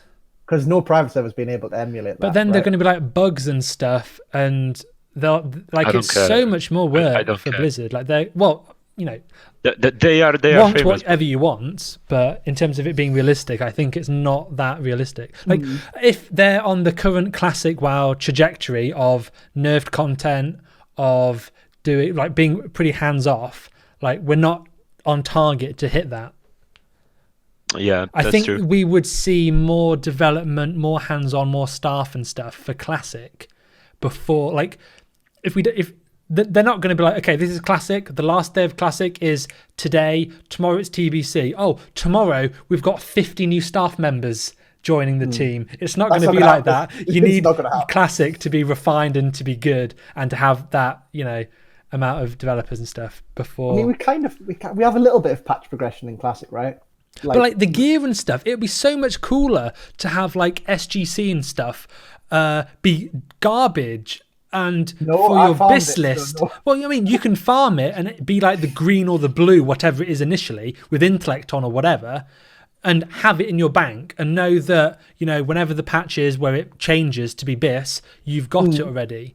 And it also means that like it's just more content essentially. Yeah, you're farming the old dungeons more, and it's also a little bit gamer dad unfriendly because you're not only looking at what stats it has now, you need to be, I've got Atlas loot and I've got, like 4 different switches, this patch, next patch, and these other patches. Like it's more complicated for the average player, sure. But they've kept it simple, gameplay wise, it's more stuff to play with. And like a BIS list, day one of classic would be way different to like a pre-raid BIS list when it's patch 1.12. like it's more stuff. It'd be nice to have more stuff, but you think you do but you don't, so just have to take what you're given. But I think they will actually end up just doing last patch and just progressing the raids as they do in classic. Yeah, but that you can't do that for TBC. That's the big worry, right? For classic, you can get away with it. I hope they've learned a lot from classic, and they're going to not make the same errors. So. But you don't know. It's not looking good so far. You guys looking forward to Laird Hellfire Peninsula? I mean, The kind of have honestly, to being completely honest, Hellfire Peninsula is an absolute shit show. yeah. Funneling everyone through literally the dark portal is like one of the Okay, biggest choke points ever in gaming history. big Yeah. brain, big brain. What All you right, do big is brain. Big you brain. do the you. Nice. Sorry, I need to figure this out. Okay, you Yeah. do the you're at the dark portal on your warlock. You do the quest. You fly to thingy. You get to Hellfire Ramparts or a safe spot. You then summon your main from your world buff location, and you jump down, enter Ramparts. Done.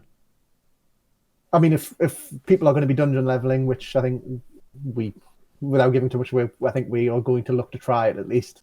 Especially if there's a PTR to make sure things work.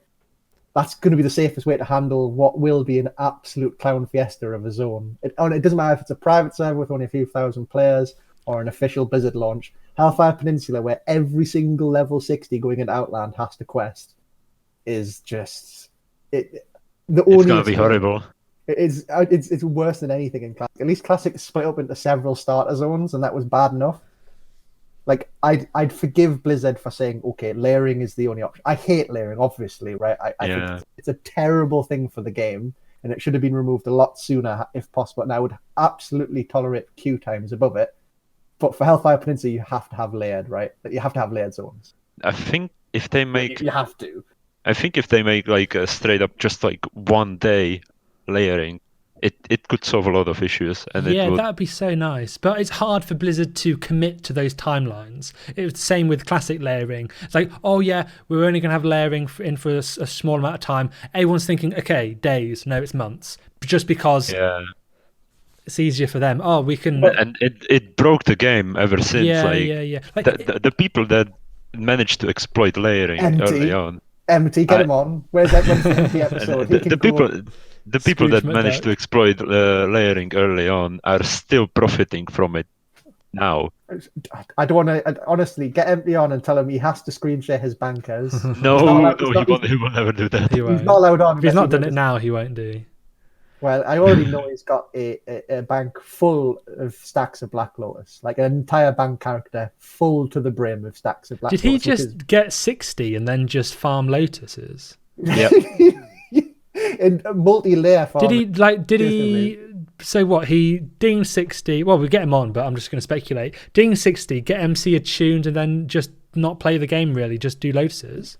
He's not even like, he never really got full pre-raid bis either. He got like, he never bothered buying like a freezing band because he said, well, I'm going to be arcane explosioning a lot, so I just want like, he got like second tier pre-raid bis stuff, right? He didn't get the absolute bis. He didn't spend his time farming that. For the second tier, you have to spend like a very little amount of time compared to the very best. Yeah. So he decided, right, well, I'm going to get the bare minimum. Not the bare minimum, that's unfair. He's obviously our like best mage, and he's a big true man. He like value for time investment. He got the best stuff. He was very sensible about it. He got good enough gear, very good gear for raiding, and then said, right, I'm farming Black Lotus till the end of time.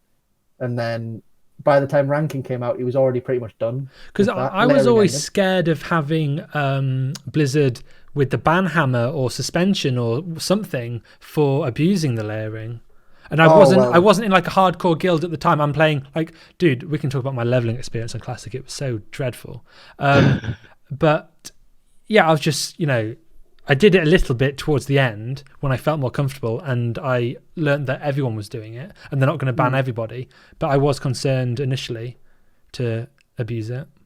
I mean, there was, when we discovered the layering in dungeon exploit before it became known. We knew about that about a month before I think Scarm made a video about it, if you remember.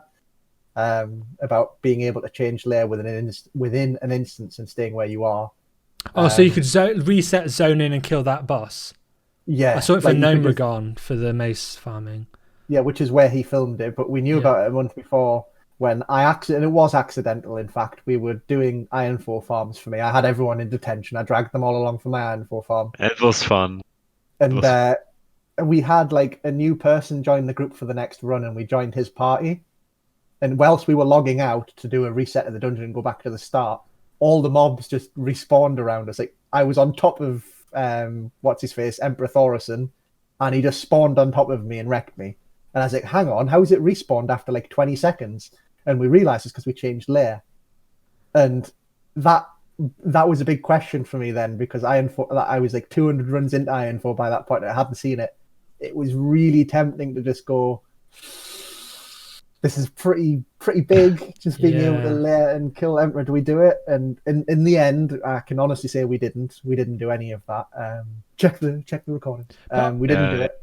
But it was tempting. It was really, because it's definitely exploiting, and people did get banned for it, and we knew that would be the case. Yeah, we knew about it like 2 weeks before there was any mention of it on forums, and we were like, nah, this is far too game breaking.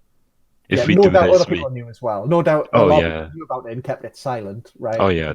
Because we found it by accident, and it wasn't particularly contrived how we did it either. So, yeah. Yeah, we just agreed that, like, if we get a ban ever, this will be definitely the thing we would get the ban for, and it's not worth an Iron Foe. I remember on like Netherwing or Gummies, we were farming Annihilator, doing something similar, having someone outside the party reset when we logged off. We'd log back on, and the NPC in Ubers who drops the Arcanite or the Annihilator pattern, you could just fish for his rare spawn halfway, like in the dungeon. The rare spawn. Yeah, do you remember doing that? Yeah. Yeah, I mean that's not exploiting though. Like people do that in Classic now, but it is similar. Yeah, but we were at the mob location. Oh right, yeah, that's fair enough. Fair enough. That's the exact same thing then, but without layers. Yeah. I mean, even on Netherwing, right? People were using camp or logout reset to get into UBRS when it was closed. The server. Oh yeah, I remember getting, like, we had Darkmoon cards. Yeah. Yeah. So for everyone's reference, so the server we played on Netherwing, they shut down most old world content because they didn't want to spend development time making sure it was up to scratch, and they also didn't feel comfortable releasing it until they did it. So they had UBRS logged out. However, LBRS was open, and even though the quest. No, what was it? Yes, LBRS was open. They didn't have the quest in, so you could go into UBRS, so you couldn't get in. However, if you did a logout and a reset in a specific way, it would put you at the entrance to the BWL entrance in UBRS. So it allowed you to get through the door without the attunement, and it allowed you to go and then kill the beast and farm Darkmoon cards months before they got released officially on the server. So did it think you were in Blackwing Lair then, if it put you at the Blackwing Lair instance entrance? I never did it. Maybe Blackwing Lair was blocked. I did it a lot. Blackwing Lair was blocked. You couldn't get into it, but you would basically appear at the entrance to Blackwing Lair, hence having open passage to Beast and Rend if you wanted to. But why does it teleport you to the entrance of Blackwing Lair? Don't know actually. Well, that was a fault in script. And, so it was meant to take you to the entrance of Lower Blackrock Spire, but it took you to the entrance of Blackwing Lair instead.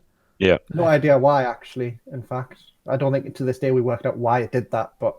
I think they just didn't pay enough attention to the code and left this one there. Or it might have been a bug. BWL was set as the default entrance to LBRS for some reason when you relogged. Yeah. No idea why, but we did exploit the one out. I'm sorry, Wolfenstein. Sorry, Yvonne. We did do it. So if you would if your character would at some point go through any process of actions and end up logging in and being at the entrance of a dungeon, that's basically what we did. But we ended up being at the entrance of BWL. Yeah. Cool. Other than that, we've been good boys. We've done nothing wrong. Yeah, there's a lot of other people who do so much more stuff. It's unreal. Well, maybe Sam looks like he's done something. Petri Flask? Any Petri Flasks in chat? Petri Flask is perfectly Blizz-like. I don't know what you're on about. The Solarian? Yeah, that was perfectly Blizz-like. That got nerfed. I mean, it was. It was, yeah. I thought that was genius, actually, in fact. Maybe we can go over our Netherwing episode. I would love to... please have me on for a Netherwing episode, by the way. Yeah, that'd be good. Because I think Netherwing needs a lot of respect. That will be a 10-hour episode, though. Yeah, it's a server that's still going, and... It'd be good to do... If they announce a re-release, it'd be good to have a Netherwing 1.0, like, trip down memory... Yeah, recap, that's it, yeah. Yeah. I mean, to be fair... we give a lot of shit because the server was in a poor state and it felt like we were testing it as we were playing with the sanitizer and all them memes that obviously will come up. But looking back on it now and what they've achieved, and a lot of the things we went, oh, it's not Blizz, like this is garbage scripting, blah, blah, blah, blah, blah.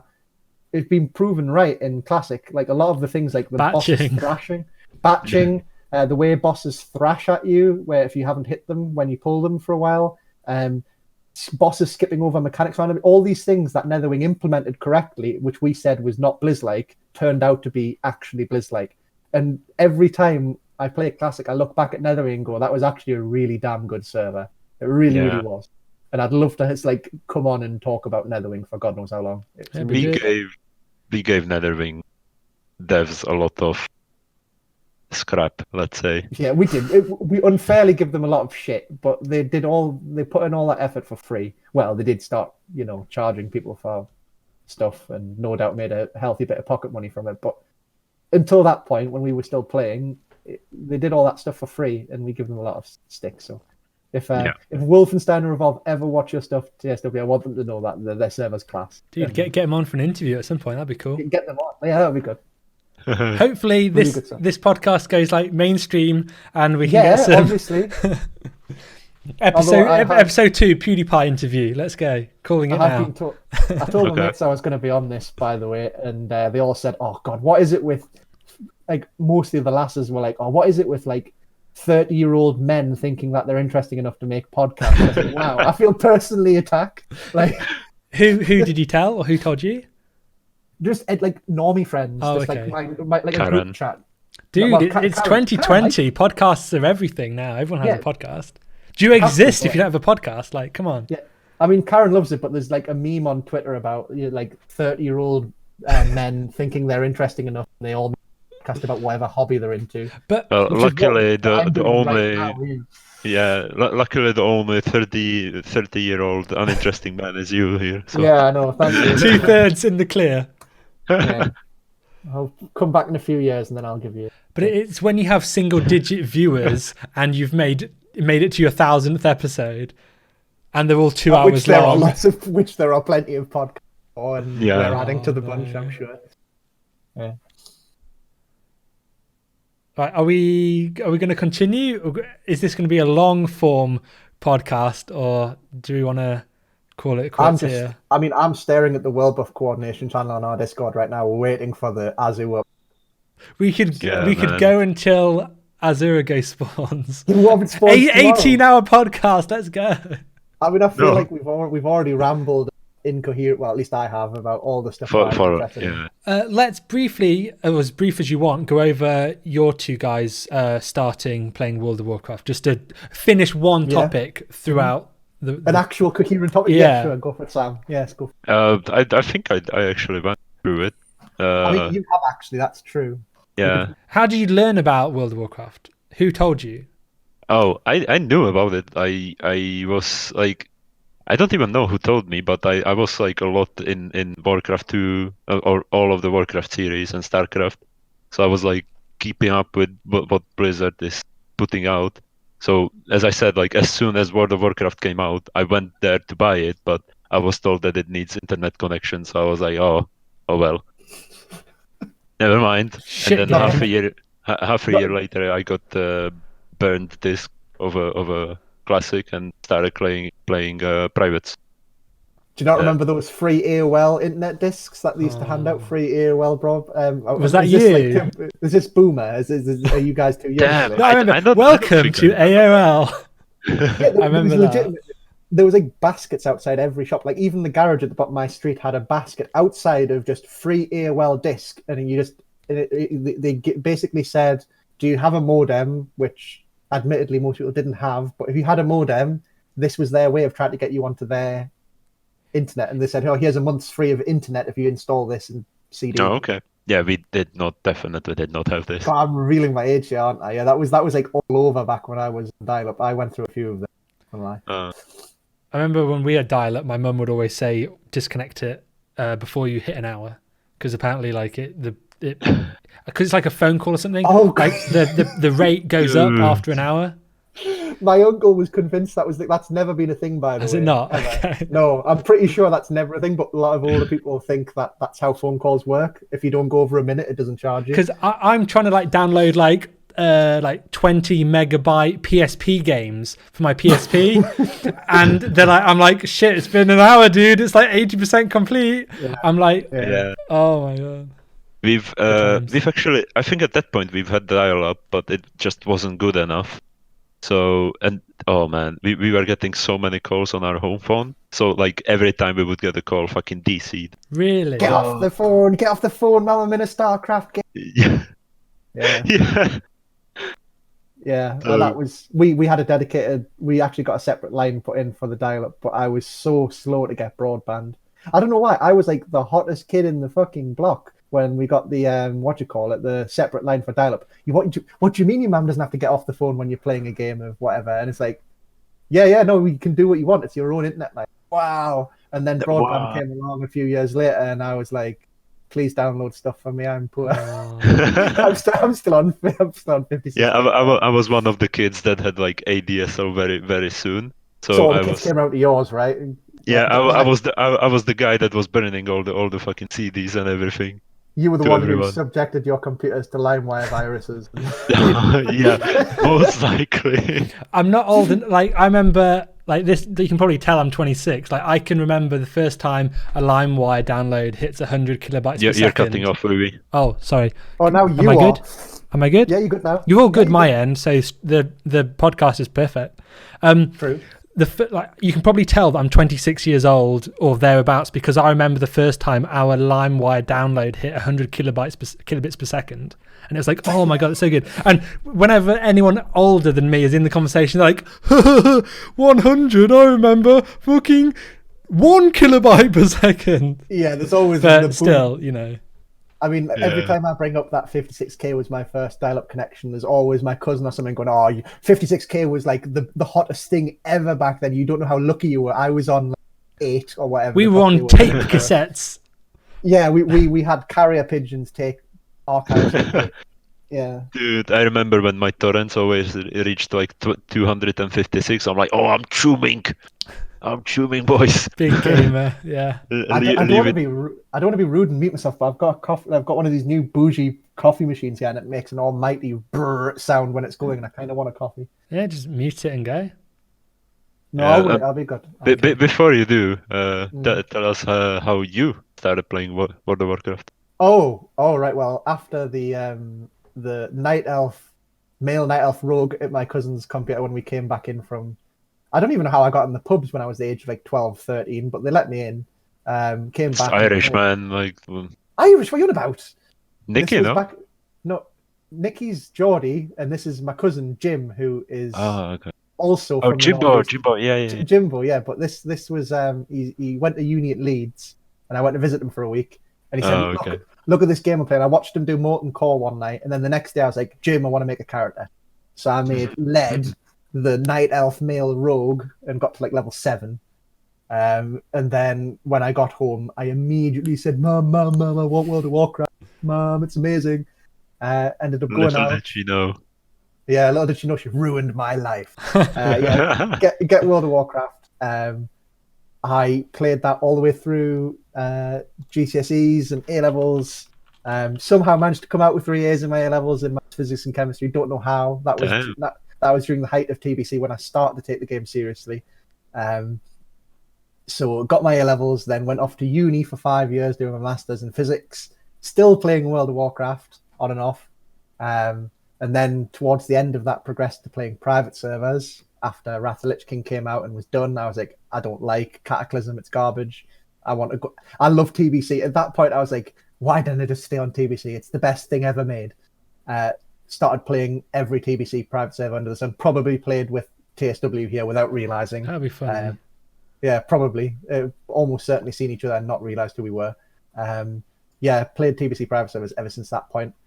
Ended up going through, A-levels, then uni and an integrated masters for 5 years, then a PhD, still playing fucking World of Warcraft. That was still my most. You could be an astronaut by now if you didn't play WoW. Yeah, I could have Jeff Bezos. I mean, to be fair, I still managed to get through. I got a first at uni and stuff, and it never quite got in the way. It's just everything else in my life gets sacrificed in the fucking game. It's like, okay, I do the bare minimum to get whatever I'm doing. So to get my degree, did the bare minimum, and then social life and the missus and ex-girlfriends and stuff would be like that. They'd all be competing for the same thing, and this bloody game would obviously take up the vast majority of the time. So yeah, played all sorts of classes, played Night Elf Rogue at first, and then made my warrior, and then made my... Through TBC, I played arena on a Holy Paladin, and my hunter, and my warlock, and then I did some competitive raiding on a hunter in Wrath of the Lich King, and that's when I got glad playing the most degenerate comp. I never reached glad in TBC. I was only a little Barbie, never very good. And then the only reason I got glad in Wrath of the Lich King is because I was playing what was called African Turtle Cleave, which I'm sure if anyone does listen to this, they do remember it, and it was degenerate. And I was the hunter playing that. But in terms of private servers,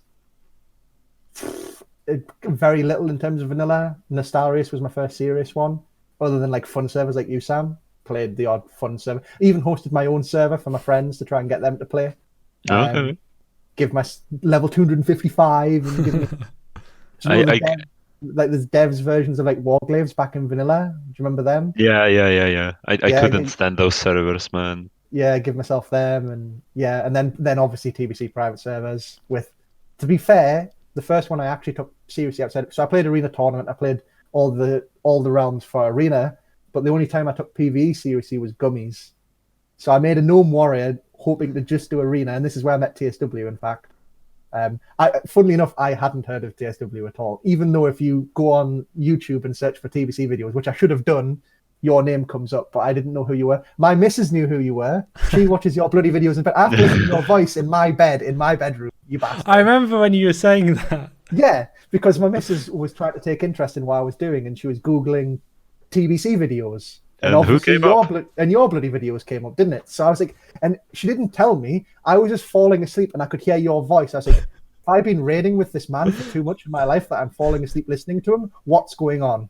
Turn round, and there's my missus looking at your ugly mug at bloody 1 o'clock in the morning, listening to your, I don't know, best loot in, because she likes that Chinese, best loot in TBC videos. Yeah, so I didn't even know who you were. Met you playing Fell Mist. Joined memory with you lads after you guys left foosball or wherever, no fun allowed or whatever. And that's when I started playing with you, and we've played together ever since on every bloody private server there is.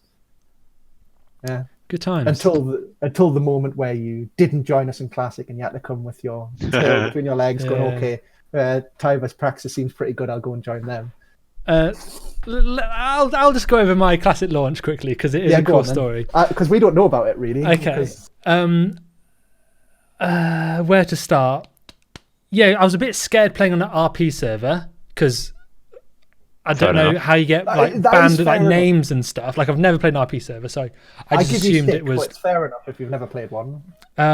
So because we were going to merge with the guild at some point before Classic launch with our Netherwing people. So I went in and joined that guild that we were going to merge with.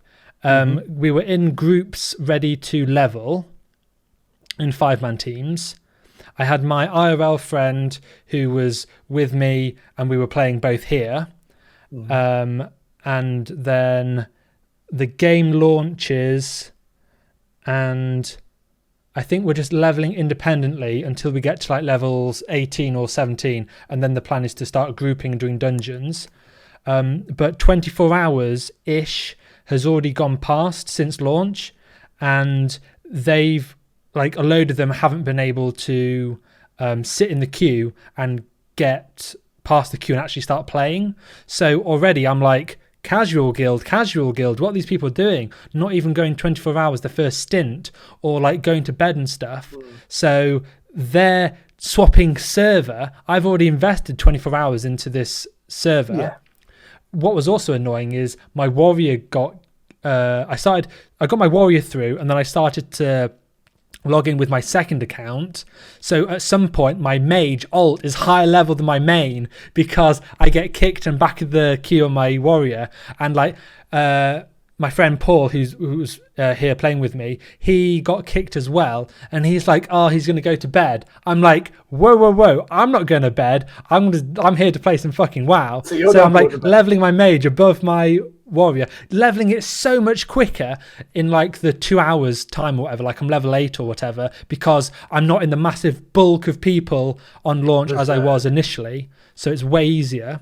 So it's like, it's just all so frustrating. I eventually get back onto my warrior. Like I'm just playing the game. I'm not in a guild. I see someone who I played a TBC server with, like looking for group number 2 or something, number 1. So I join his guild. They're all dungeon leveling. I'm just a random, so I just accept that I'm not going to get into a dungeon group. But I'm always like, come on, I can, like, I'm a few levels low, but you can still take me to Zul'Farrak. I'm a few levels low, but you can still take me to Scarlet Monastery. Like, but I'm always getting no. And, I'm just a rando. I understand. So I'm making my own Scarlet Monastery groups. I'm playing with my friend Paul, who's playing Paladin. So Warrior, not good for leveling group. Paladin, worst healer for leveling group, pretty much. Maybe Druid. So we're grouped together. We're doing Scarlet Monastery as best we can. My friend Paul is saying don't do it as a raid. I'm like, yo, we need to get 10 people here and blast through it. But he's like, no, look, we're getting less XP for doing it in a raid and stuff. So he's like pulling me in one direction, and I'm like, we need to like just get mages and priests and warlocks and then just push through this dungeon. We'd start doing a few runs, and then for whatever reason, the warlocks and the mages and priests would click in their mind that they don't need us, because I'm like trying to pull. I'm wasting gold respecking for demo shout and piercing howl, and then I'm going back to leveling because the group dies. Start like leveling in Strongthorn Vale, trying to make another group. We get another group going. I'm respecking. We're going in. We're doing 2 runs. The warlocks and the priests are leaving. And like it's just going like crazy. And like again, my friend Paul's like saying, "Oh no, don't do it as a raid." I'm saying we need to do it as a raid anyway. We continue to keep going. There was like a PDF that there was like a pirated copy of the PDF that you didn't pay for that guy made on his Patreon.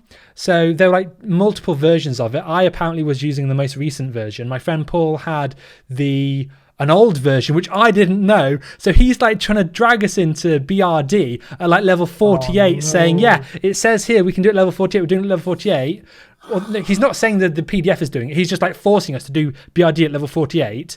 And I'm like, no. Anyway, we wipe on the second pack and everyone leaves. Yeah. And it's like, okay, great. And we spent like 45 minutes trying to get 5 people to BRD at level 48. It's like so bad. I don't know how you pugged it. I have no idea how you pugged this. Yeah, dude, it was so stressful. And like my friend Paul, he's like, I'm like trying to not eat caffeine and things like that the month leading up to Classic WoW. And my friend Paul, he was at some sort of like gaming convention thing that weekend, and he's like rocks up to mine with like a Monster Energy drink in his hand. I'm like, dude, like Classic launches in like 8 hours, and you're like just chugging energy drinks. You're going to be up for like another 5 hours, have 3 hours sleep, and then it's like launch time. Anyway, he's like sleeping so fucking much. Like I'm waking him up. I'm playing two, like my computer's here, his computer's here. I'm like multi-boxing both of them. I get his keyboard, we get over here, it's as far as it'll stretch. I'm like trying to do his character and mine. I'm like clicking, like looting mobs in Red Ridge Mountains because he's already gone to bed. And yeah, it's just so awkward. See, I mean, we had organised levelling groups as a guild, and even we were at each other's throats after however many hours it takes.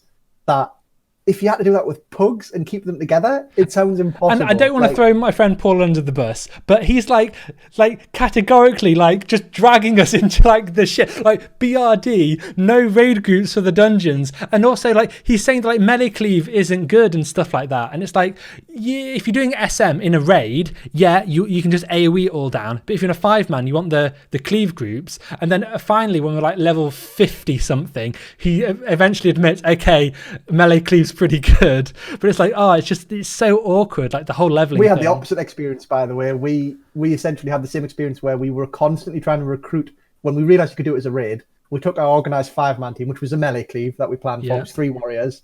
And we said, no, this is terrible. It's not a good idea. We want more mages. Mages are bullshit. Yeah. So we started getting as many mages as we could, filled them into the raids, and they would realize quickly that, well, why are we bringing 3 warriors along? Exactly, yeah. So bad. And they wouldn't stay for very long. But yeah. no, like we found quite quickly that after we thought when we got Ravager that melee cleave would be amazing. It wasn't. The mobs were hitting a lot harder than the guide said they would. It was completely underestimated. Spell cleave was definitely the way to go. But what happened to Paul? I'm curious. Okay. So we got to level 60. I'm in this guild. The rank I am is like, pre-interview. Like I'm waiting to be interviewed for the guild. That's like my rank. I remember, fuck's sake. I'm doing Ubers. No, I'm doing Lower Blackrock Spire, trying to get the key. Okay, I'm trying to say, yo, give me the key. I'm tanking it all and everything. And everyone's like, no, you're not getting the key. Okay, random pugs, we can roll for the key. That's fine. I'm just saying, whatever.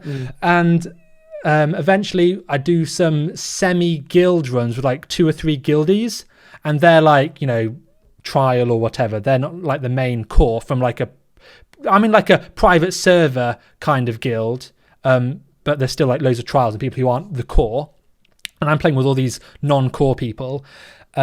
We do a Lower Blackrock Spire. One of them's already got 2 of the parts of the key. So I'm like, and they're like, yo, if I can make my key, we can do Ubers all tomorrow. I'm like, okay, that's fine. But I think he says he had 3 parts of the key. And then in the end, he only had 2 parts of the key. So, okay, whatever. There's only 3 parts. Sorry. Okay. He makes his key. And I'm like, okay, Ubers. And he's like, we'll do it tomorrow, whatever. Okay, that's fine. I'm like, playing longer, go to bed, come back on. He's still not come on. He logs on. I'm like, yo, Ubers, when we're doing Ubers. He's like, oh, yeah, soon. Okay, I continue playing. I'm like, still trying to get my key or something. I'm not sure what I'm doing in the meantime. I think I'm still doing Lower Blackrock Spire. I'm whispering him. He's doing BRD, playing with his mate, like trying to help him out. I'm like, dude, Ubers, what's going on? I eventually, like, whilst this is all going on, the core is also trying to get people attuned for Oni. So they're like, yo, we're going to have people in doing Ubers periodically. Like, they're just farming Ubers as their core 10-man sort of thing, over and over and over again, like refusing to let anyone else in kind of thing. Eventually, I get in for 2 runs when there's a spot. I pass on the Plane Strider band because I got some other rando crap item earlier, and I just like want to try and get in with these guys. Whilst doing all of this, they're like, haha, let's have a DPS race on one of the bosses. I've got the screenshot somewhere. Like, I'm number 1 on damage because look at me. And they're like, they're not salty. They're like, dismiss it sort of thing. And then when I log on like the next day or 2, I get kicked from the guild because I'm not what the guild's looking for. Oof. And I'm like, excuse me. And then like the day after, like I'm like they barely spoke to me. When they had their DPS race, I was number 1. I pugged the whole thing to level 60. And yeah, they kicked me because I'm not what the guild's looking for, whatever. So like the next day or 2, they find my stream and they're like trying to damage control, like trying to say that, oh, I wasn't enchanted. And I'm like, yeah, fair play, I wasn't enchanted. But on your stream, they find my stream like 2 days later after they kicked me. And they're like saying I wasn't enchanted and I wasn't consumed and stuff. And yeah, fair play, I wasn't enchanted, but like I've got like 400 gold sat in my bags. Like, it's not as if, if we're raiding that night, that gold disappears and I'm enchanted. Like, I don't see that as being an issue whatsoever. And then I'm told also that I'm not consumed, and it's like, dude, I've never been in a, like, other than Ubers where no one consumes, I've never been in a raid with you guys yet. Like, I'm being told I'm not consumed. Like, what is this? Anyway, so it's always nice to compare. Experience in comparison. Sorry? Because We had a really smooth leveling experience. Oh, good. We didn't have to. We It didn't was have to so pug bad. anything in our.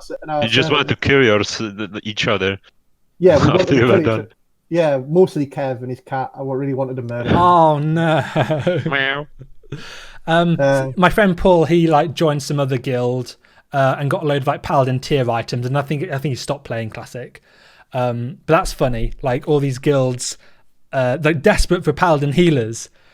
That was a big deal. Kind of like when people started raiding, no one had enough paladins, and so he got a load of gear and then stopped playing, which I thought was hilarious. Like these guilds are taking in these random players, giving them all the gear, and then that's it. Apparently, our server's dealing with that same problem right now. Believe it or not. What, lack of paladins? Lack of paladins, yeah. Yeah, like I mean, we're thankfully holding on to our paladins now. Another topic in itself. This is burnout in classic, turnover in classic being a real thing. Very much Especially is. for hardcore guild. But I stand by my statement that typically we're okay despite this recent news. We are okay when it comes to turnover. you just need good vibes. Get along with each other, be a family. On the whole, we do. Yeah, it's not really. It's on the individual level. It's just people need to find fun in the game themselves. But it's also unrealistic to expect 40 some odd people to stay playing the same game for a year at a time or whatever. Like that's not realistic. It's just the way it is. I think we have like 11 people that were in the first MC that are in the main raid now. It's cool Much though. more than some other guilds. Yeah. It's mostly officers. That's the problem. Nothing. Well, it's kind of good that they are officers and That's why they're they earning are their officers, spot. really. Yeah, it's basically it's been. We've had loads of officers that have been made officers since joining us. It's not like we took them from private servers and they were automatically officers. A lot of them are new players that we can see they've invested in the guild and the game that they're going to stay around. So we give them. It's like it's self-fulfilling prophecy. They have officer because they're sticking around, and then it's our officers who stay because they were already sticking around anyway. Yeah. It just and shows then that. there's Dickon. Yeah. I just hope Fucking Dickon doesn't leave. Machine of a man. You need Dickon on. You need to go over world boss. You have an entire UPS. This is where you get your like German demographic in. Like you'll get your German audience within one episode. Just get Dickon in to go over the logistics of world bosses and world buffing. A very German episode. I love it. I don't know if we even want to share. That's a good. Probably point. not. I mean, to be fair, when people ask to join the guild, you're cutting out. You're not activating Tiber. Oh, right. Yeah, you're good now. Okay. You're good. Good. Yeah. I have been advertising to people who want to join. Yeah, our world buffs are really comfy because we've got one dude who multi-boxes warlocks do it. So, like, we must be like the #1 guild in the world for world bosses. Yeah, world definitely. boss or world buffs? World bosses. Sorry. I mean, I have no idea how other servers have done it. It looks like Progress and things like that have done all right on a server, which is I'm not sure if it's Alliance dominated. Yeah, it's one of the few. But it's not dominated. Okay. It's about. It wasn't population-wise. It was kind of like almost 60% Horde, but there were very top-tier Alliance guilds. So in terms of like high-end level, it was fairly even. But because it's now the #1-ish PvE server, although it's a PvP realm, like the Alliance have increased. So it's maybe Alliance dominate, like more Alliance now, but it was never Horde dominated despite almost 60% at the start. I heard a lot of people transferred there when they started advertising on Reddit. Oh, this is the best server. Like it's the perfect server in terms of population. Everyone move here and everyone. Yeah, it's about 50-50 and there's big guilds on either side. Yeah, and we've managed to avoid it thankfully because we've got a very, very good ratio on our realm because we're an RP PvP server, which is why I decided to roll here. Like newsflash, we're not RPers here. I play Dungeons and Dragons with Sam, but I've never RP'd in World of Warcraft. I find it very cringy and the level of RP really low. So it is low. We rolled there mostly because we knew that we could dominate things like world bosses and that the odds will be in our favor on this server. Yeah, and it's worked out perfectly. We dominate the server, yet it's still healthy and it's got a very high population. I think that's probably what Progress have on their server as well. But I have no idea how successful they are. They seem to have quite a bit of world boss. It'd be loot good as to well. get someone on from there to Yeah. interview them here. I mean, we're competing with the Battersea fucking dog shelter every week with like 300 Alliance players to try and out tag, and we've come up with some inventive things to do so. It is so funny. It is funny, Yep. like like their entire every single Alliance guild server has formed a coalition to try and compete with us, and it makes it really interesting. It's actually the most fun you could probably have in World of Warcraft is doing world bosses on our server. We're very lucky. It's like But, playing PUBG. Like instead of having 100 players all playing individually, it's one guy versus a team of 99. Yeah, it is. Yeah, but that one guy's got like a nuclear weapon, and the other ones have got sticks. Yeah. I mean, we do okay if we have sticks. We're doing okay. I mean, well, we're the one with a nuclear weapon. Oh, I see. Okay, that makes more sense. Okay. But at the same time, we are fairly successful. Things have been a bit ropey at times, but I wonder if other guilds, maybe there's a guild out there that's had every single one. I don't know. Yeah. I haven't looked at other servers at all. Maybe Dickon has. Maybe like a Russian realm or something where, Yeah. again, they're a bit closed off. Do a Dickon episode and ask him because he researches this stuff.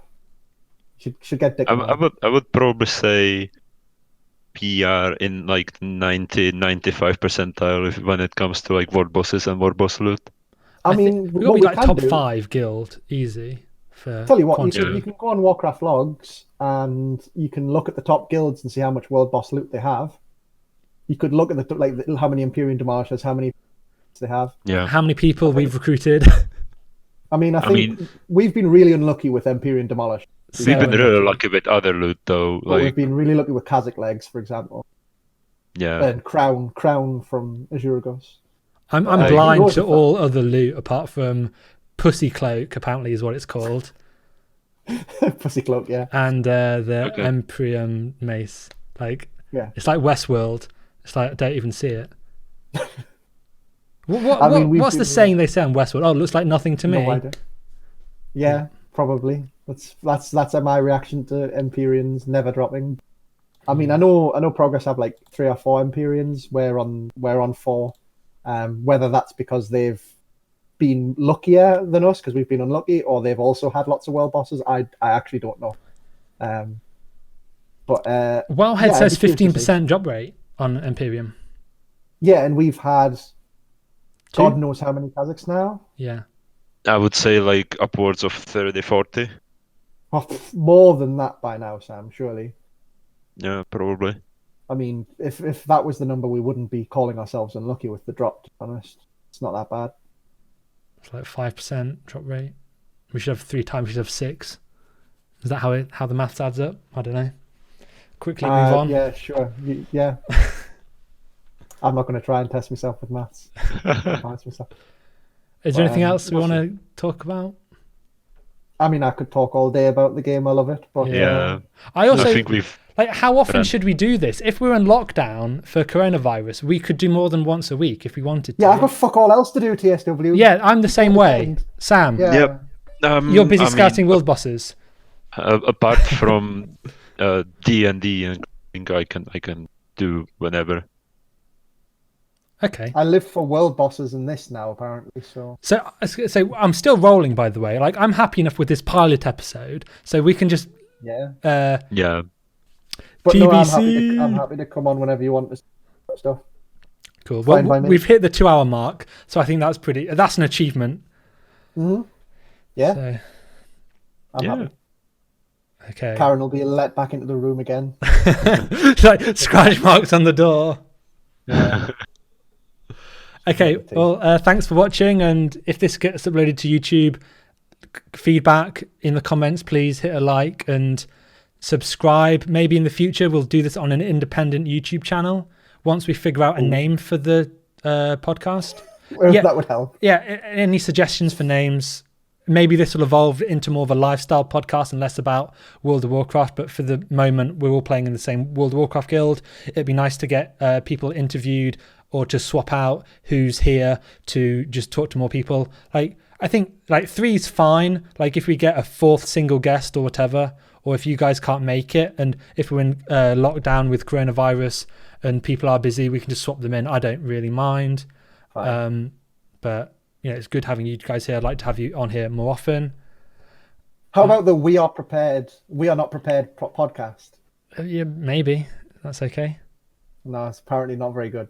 Oh, We'll have a think. okay. I'll go back to the drawing board. Okay. Thanks to you too, Sam, Tiber. Thank you very much for joining me.